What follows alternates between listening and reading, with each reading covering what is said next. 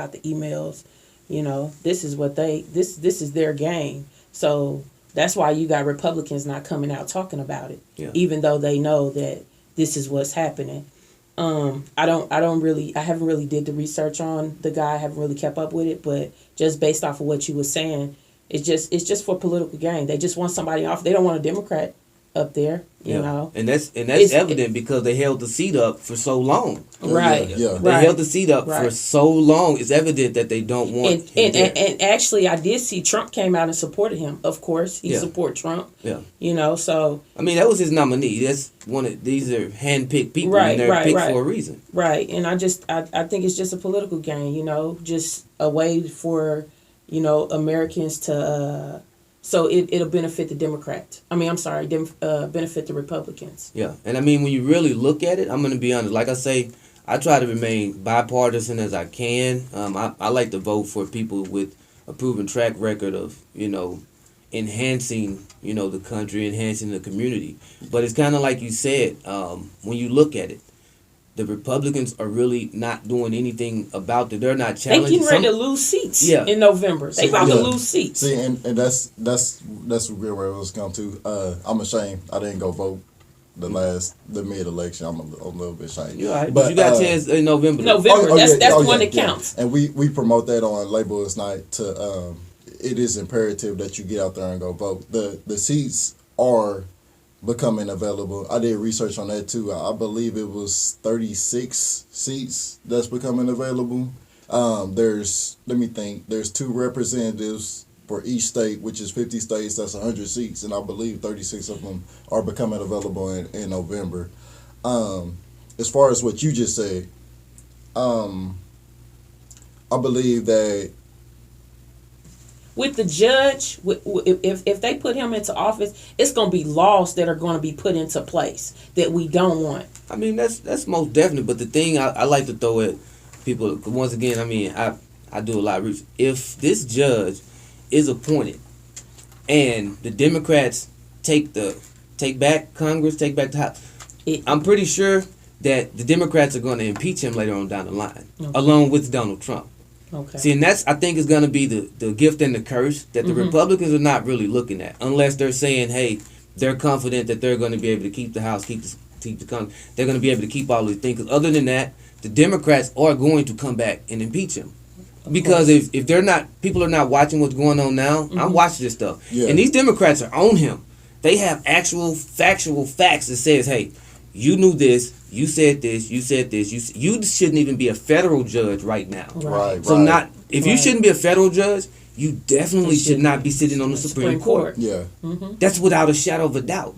So, and that's the thing. And even one thing, and I read something that even Judge Kavanaugh said. He said he's surprised that no one asking him why he doesn't have a law degree. What? This is a person that's trying to be a judge that doesn't even have a law degree. Wow. I'm being quite honest. Anybody who's not listening and think that I'm not telling the truth. What makes him qualified? You're not. I mean, this was crazy. The people that are questioning him are more qualified for the seat that he's trying to get. Imagine that. Wow. Handpicked by our president. And no one is saying anything about that. And this guy, he even said this. He said it out of his own mouth. And I was thinking, like, am I missing something? Is this the world? The United States we live in? I kind of stand like you on that point of view. Like, okay, like when I see Republicans and Democrats, there's the red and there's a blue. I don't see red or blue. Yeah, I see the best person for the job. I see what are you going to do? What can you do? Do you have a direction to take us? Yeah. Do you have a direction to take us, and what are your plans to help the community? Because obviously we weren't born in the same in the same bracket of, we didn't come out with silver spoons in our mouths. Yeah. And so your way of living and our way of living are two totally different ways of living. And I know a while back ago, who was that guy who was running against Obama? McCain? No, not McCain, the other one. Because he won for 2 terms, right? Romney? Yeah, Romney. Mm-hmm. Mitt Romney. I was listening to him in the interview. He's like, if you don't have money to go to college, get it from your father. Well, what if your father was a hard-working man, a hard-working middle-class, low-class man? How are you gonna get money from your? So obviously we came from two different brackets. But when it comes to things like that, we have to pick the best people for the jobs. And I feel like with the votes and if people are not paying attention and watching who we put into these positions, I feel like we're not putting the best people at the right places. That's just my take. Yeah, I mean, because once again, it all goes back into, even with the copy, it all goes back into dollars and cents. Right. And once again, my facts-based assumption is it seems like the Republicans want us to have very little to nothing, and the Democrats want us to be middle class. No. And sometimes we as a people have to say, hey, I mean, I'd rather be middle class than, a little bit to nothing. I mean, because the Republicans, once again, they are taking and fighting for health care. No, they're fighting to take it away. Take it away. They're taking away all of these programs, schooling, funding for education. I mean, but what they else? give it to the rich. Yeah. They give it to the rich. Like I say, it all as my friend Dylan would say, look at the glass half full empty, and half full. Yeah. Half full, half empty. Everything is for a political gain. Yeah. Us as a society, we look at if y'all didn't know, y'all know blacks used to vote Republican. Yeah. Blacks used to vote Republican. And up until probably, I think Kennedy was president to turn to Democrats. Me personally, I am a Democrat, but I like to do my research on my candidates. Mm-hmm. I think that when you do your research on your candidates still, they just going to tell you something just to get into office. You got to see what their track record is. What have they done for the community? Yeah. I think that's what stands out. I believe that we need to get out there and go to the community, the town hall meetings. Mm-hmm. You know what I'm saying? Get out there in the community, and that's how you know what's being done in the community. You got to get out there and talk to the people. You got to talk to those political people also. I was having a conversation with a gentleman up at my job, and he was telling me all the things, and I told him, I said, look, it's obvious that we're two different. I'm a Democrat, you're a Republican. There's nothing wrong with that. I'm glad that we can sit here and have this conversation. But you're going to have to point out to me what it is our commander-in-chief is doing so I can look at it and see it from your point of view and be like, oh, so that's what that is. That's what he's doing. I need to see the results. Like with me being a Democrat, I can point out things that Obama has done. Mm-hmm. And I can say it proudly, and you wouldn't be able to argue me down about that point because I know that these are facts. Mm-hmm. So like I look into our commander-in-chief right now, and I don't see nothing he's done. So if you're a Republican, you're supposed I have a strong sense of what Obama has done. The Democrat side, I have a strong sense of what he's done. You're supposed to have a strong sense of what the Republican is done. So when I ask you about it, it shouldn't be no question marks, it shouldn't be no filling the holes, no punches. You should be able to give me a straight answer. Yes, this president has done this, this, and this, and this. And maybe, just maybe, you might get my respect. Just a little bit. Do you understand what I'm saying? I mean, there's no doubt. Even with, like you say, I sit next to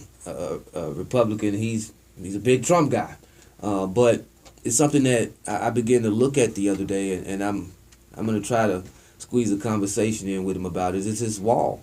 This wall that they're still adamant about building has now become a crowdfunding thing. Okay. He wants the American people to give money out of their pockets. So wait a minute.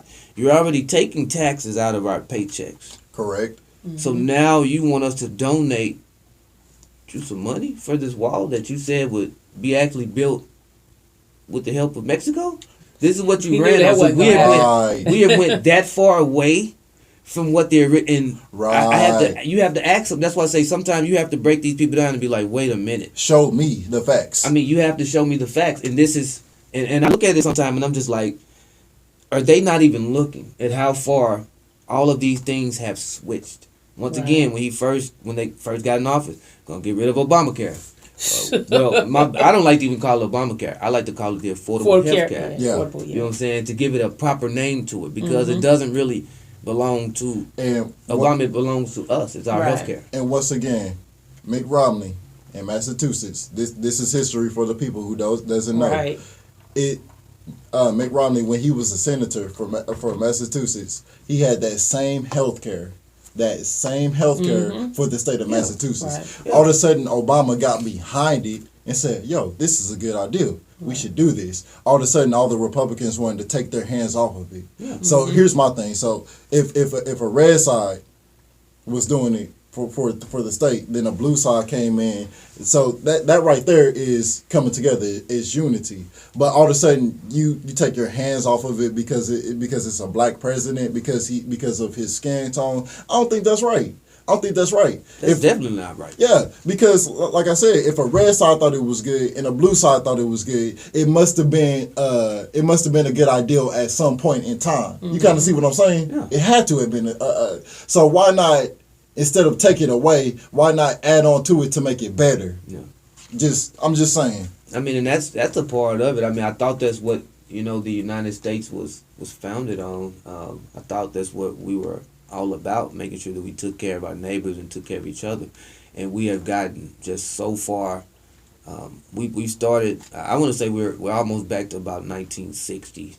Anything before 1960s, I think the United States is going to be in trouble. And one of the things and I know we only got a few more minutes, another thing that just recently happened that kind of shows me this, and I'm waiting to get all the information on this, but this Dallas cop that went in there and shot this guy. I seen that. She said that she was at the wrong house. Those were the initial reports, but as pictures and stuff are coming out, they're saying that she actually knew this person. Wow. And that's it changes that. I think they're charging her with manslaughter right now. But I want to really. So they charging her with manslaughter. Yeah, they have to charge her with something. You're right. She you gotta walked have up in something there. right now. Yeah, they put her on administrative leave. I'm hoping that as it starts to come out, I hope that it was an accident, an honest mistake. But if it isn't, she deserves to be punished up to the fullest extent. To the fullest, like anyone else. If she knew him too, yes. Yeah. From what they were saying, that's a lie. She might have been fatigued. They're gonna check her for drugs. They're gonna check her for this. But why they didn't do that at the time? But my thing, I think they probably already drew blood. But my thing is this: if you at the wrong door, you try with your key, and it doesn't open, it's probably not your door. Right. It's probably not your door.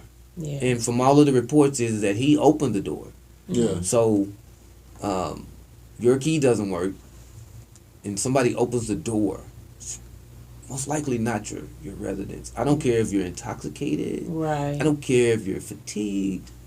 When he opens that door, you would probably start to remember things that were in your place of residence. Yeah. One would think. Yeah. You would start seeing something familiar, or you would say, that wasn't on my wall. Oh, that's not my place. And this person that's at the door, and that's why I'm saying, for her to be a police officer, and they're supposedly trained, and they're supposedly wait 1 minute. You use none of your training, none of your instinct, none of your smarts. Because if you as a police officer, if you're telling me that police officers someone can't open the door and they can't tell that that's not their place, we're in trouble. We're in trouble as people. And to say that these people are here to protect and serve us, we're in trouble as people. I mean, just being honest. And I don't want to say just us in general, because once again, when these lawsuits come out, the city pays for this. So it's coming from not only African Americans, it's coming out of white pockets also. These are taxes that you're paying in tax dollars. So one would think that you would say, hey, stop. If you hate us so much, well, you would tell them, hey, stop killing them and giving them our money.